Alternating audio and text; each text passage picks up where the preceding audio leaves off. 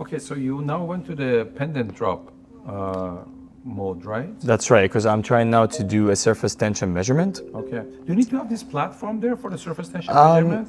I don't really need it, and it can be easily removed because Okay. we're using like only these magnetic. So if somebody's just fixations. interested in surface tension measurements, essentially there is no need for this platform. The setup would be simpler. Not at all. You just remove it easily like this, and then we continue only with the pendant droplet and only the needle in place. I see. And again, we can start a new project, give it a project name. And again, the calibration is also needed for this, for this pendant drop. So I know the needle is 1-2 millimeters. Again, it's water and the atmospheric air. Gravity is the same. We're still on Earth. So I'm going to keep these the same. Right. And start. The water they have is not strictly a kind of DI water. No, it's just a sample in here, exactly just for demonstration. Okay. That's right.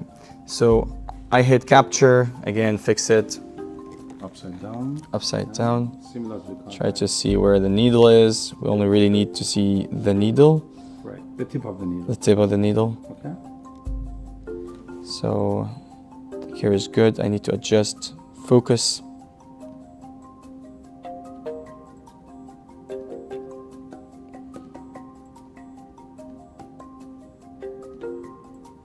That's good. They're all easily done there. The focus. It's very easy, very convenient to play around with the image processing part. So now I have a sharp edges of the needle. Okay. So at this point, we are going to dispense some of the liquid, and what we're trying to obtain is to have a large drop as much without detaching. Well deformed. Well deformed, because we want to see the deformation of the gravity, because it's a balance between the surface tension and the gravity. So that's, the bigger it is, the better the algorithm is going to work.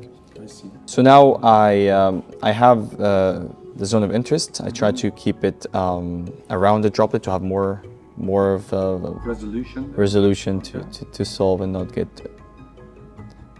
any noise. Now I add the multi capturing. Okay. So I add 30 images within maybe 30 seconds, and I can hit capture. You can keep on increasing, and you're making a measurement in the air. Exactly. And the liquid as well, right? That's right. Trying to have the droplet very deformed under its weight. They should not be shaking, right? Or Yeah. Because you have multiple droplets, I think you should be fine. I have multiple images, you should be snapshots, fine. yeah. Okay. So now I have a lot of snapshots that I can choose from. So maybe I choose this one, and I can go up, try to calibrate the needle. So now it's in green, so we're in good shape. And then we hit calculate. So now it gives you the surface tension of the liquid.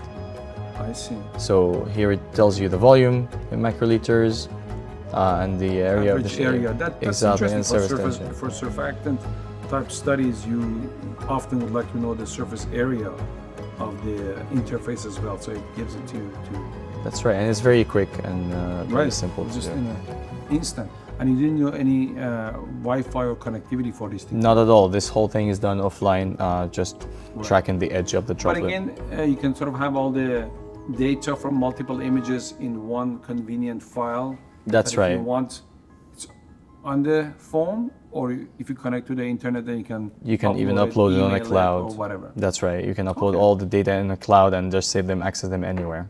Okay, very good, nice.